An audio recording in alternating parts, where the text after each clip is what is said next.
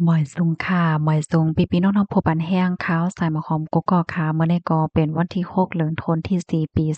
2025ในตอนรายการเฮาค่ะตอนนี้ที่ว่าเนาะพี่น้องค่ะมารับชมด้วยลองลู่เสียงหมาจิบและลองลู่ซุ่มหลงข่าวตัง4ปีไหนออกเมื่อวันที่5เดือนธันวาคมที่4ปี2025ที่ผ่านมานั้นค่ะอยู่ดี MRN เนาะอันเป็นก้นเหตุการณ์จุ่มเหตุการณ์ฝ่ายจอยเทียมก้นทบเพ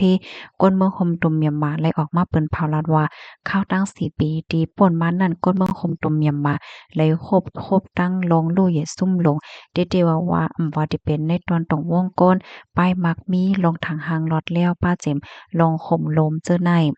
นับตั้งเอาปีพุทธศักราช2564ต่อถึง2567ค่ะเมื่อคมตุ่มเมียมมาเนาะไว้หลังเสยยึดอาณาอำนาจจึงเมืองเยาก็มีปัญหาปฏิคัดมีลองปึดตึกเนี่ยค่ะอันเอาเครื่องกองกลางมาเมื่อจื้นย่ามเสียวและหยุดหนึ่งคือหมิ่นเส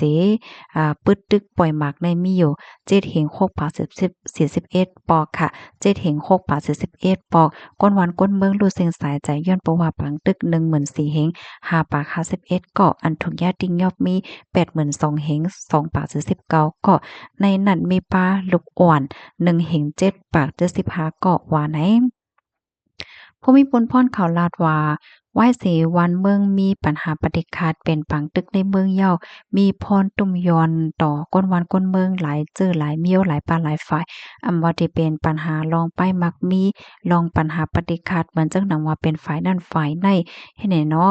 มังก็แต่ว่าจังเหินได้ตรงวงกลก็มันหันถึงเมินกันขันเงินก็โตแฮ้งไหนเนาะไว้หลังเสยึดอาณาอำนาจมาในขันเงินในติเลยว่า ตกเฮียงแต่เดียวว่าเป็นหลายปนเฮ็ดให้เขาฝ่ายหนึ่งน้ำมันก็ขาดน้ำมันเครื่องจักรและจังได๋ก็เมี่ยมเป้งป้อลดการในไหลต่อเที่ยวกันเสียก็ไปเติมไปเถียมน้ำมันค่ะกาคันกลกาตั้งขายก็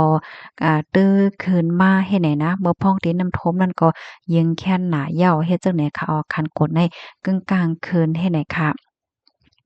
ข้าวสารหวานน้ำหมีน้ำมันหวาสังว่าจั่งใดขันมันคืนเสียงหมดเฮ็ดให้ค่ะ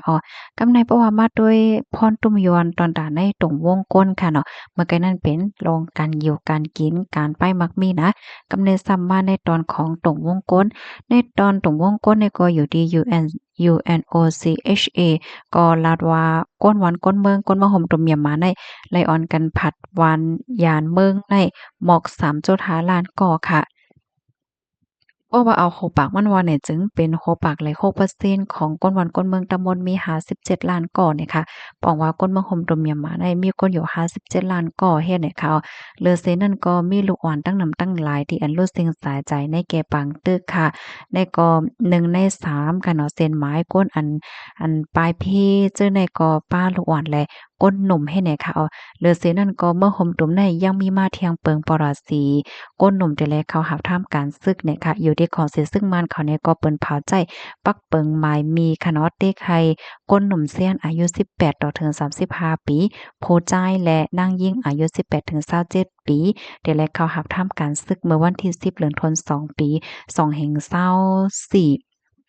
ที่ป่นมานั่นเฮ็ดจั่งใดคะเมื่อเขาเปิ้นเผาเมิดแต่มันได้ก็เขาลาดว่าแต่เก็บซึกแต่ห้องก้นเขาหับท่ามการศึกในเดือนที่4ปี2524เฮ็ดจั่งใดเนาะก้วยกะว่าได้เลยว่ามีลองตรงหนึ่งเก็บเอาอ่อนตั้งนั่นน่ะเนาะตั้งแต่เดือนที่3ยาวจั่งใดค่ะอิงเนือเงาลายหลายๆร้อนจั่งใดเหี่ยวก็เฮ็ดให้ก้นหนุ่มอันมีอายุอาซาในเซียนอันแต่แลเขาหับท่ามการศึกนั่นก็อ่อนกันเงิ่งออกนอกวันนอกเมืองก็อยู่ต่างวันต่างเมืองและจั่งใดตั้งนำมาเจ้อก็ออกเมืองโดยจ้อมปักเปิงหมายมีบางเจ้อก็จ้อมปักเปิงหมายมีเฮ็ดจั่งแนวกำปานนำได้ก็อ่อนกันออกข้าวตั้งกว่าที่เมืองไทยให้แหน่ค่ะ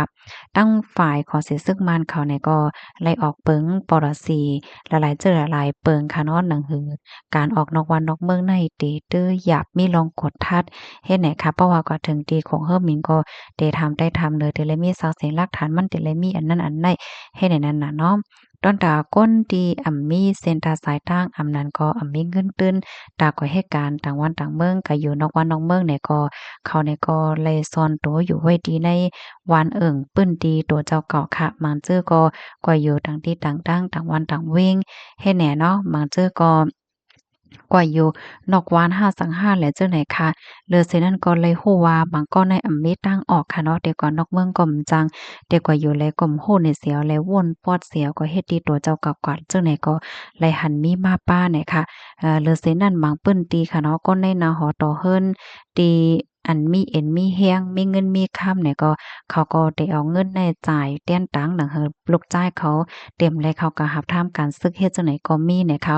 ก้อยกะว่าเผื่อว่าฮอดถึงมาปลายปี2024ได้ก็มันไข่หยาบเหย้านั่นค่ะน่ะเนาะเหมือนจั่งว่าเอาเงินหมอนเอาก้นกวาดตังแต้นว่าจังว่าจังไหนก็มันก็ไข่หยาบมาเหย้าเฮ็ดจังไหนคะนะก็เพราะว่าตั้งไผของสิซึ่งมันเขาเนี่ยก็ใจลอกลายมาหนังติ้งยอบเมอพองดีเมอพองแต่เลยว่าจังมีลองติ้งยอบเหี่ยก็เต๊กให้กว่ามาหนังเมอพองตึกไปตั้งอยู่จำสินตาสายตั้ง5ไหล5แล้วจังได๋ก็มีลองติ้งยอบให้แหน่เนาะ เฮาก็มีลองเข้ากว่าต้องก็ถามป้าถึงที่ในโครงการโครงงานเฮ็ดให้เนาะเปิดได้เก็บเซ็นชื่อรายชื่อคนเปิดเขาก็รับทำการซึกเฮ็ดให้ค่ะในเดือนธันวาคมที่1ปี2025ได้ค่ะเนาะได้เลยว่าเป็นครอบที่เก่าอันดีเข้าห้องก้นกว่าฝึกการตารับทำการซึกว่าเฮ็ดจังไหนค่ะกำในเฮาค่ะมาด้วยค่ะเนาะก้นเมืองโฮมตุ่มยามมาเนี่ยก็อ่อนกันเงื่องเวยเหเข้าเมืองไทยก็ตั้งนำตั้งหลายเนี่ยค่ะนะ เส้นสายไหมคนเมืองโฮมตุ่มยามมาที่อันถุงยาติงยอบพ้องคัดใจเขาเมืองไทยลักลอบเข้าค่ะเนาะในปี2024ถ้าบ่ถึงในปี2024ทั้งเซ็งทั้งหมดในมีอยู่6แห่ง3ปัก36ก่อเนี่ยค่ะเส้นสายไม้เนี่ยก็เจ้าหน้าที่เขาเอาไล่จ้อมหนังตีอันติ้งยอบไล่ว่าซองว่าเฮ็ดจั่งไหนนั่นน่ะเนาะอันลายเซ็นหมายมันก็ยังมีเถียงแหน่เนาะแต่จังนำเลอเซ็นในเฮ็ดให้เขาค่ะไว้หลังสิของสิซึ่งมันเขาเปิ้นผาวห้องก้นหนุ่มเขาหับทำการซึกยาวนั่นเนี่ยก็ก้นหลอมเข้าเมืองเจังได๋ก็ยิงแค้นหนำนาเฮ็ดให้เขา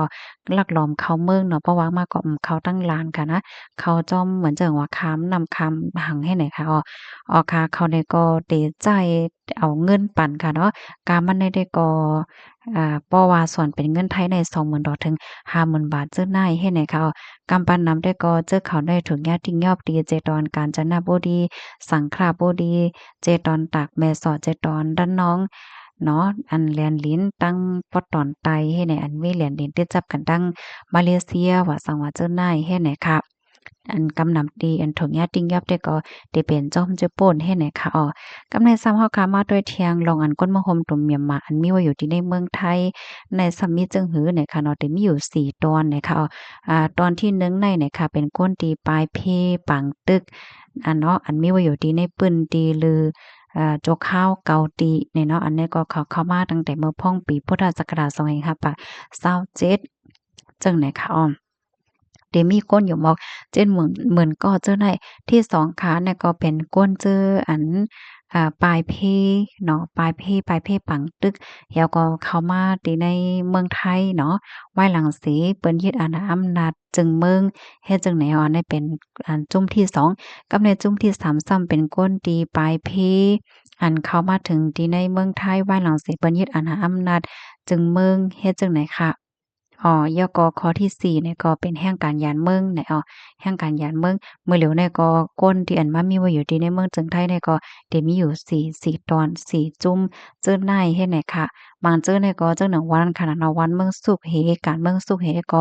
เงิงปลายเฮ็ดจังไหนครับบางเจ้อก็เป็นแห่งการย้านเมืองก็มาเฮ็ดการเฮ็ดงานเฮ็ดให้นั่นค่ะเนาะข้อมูลอันใดค่ะเลยเบิ่งมาที่ MRN นะคะเอาไล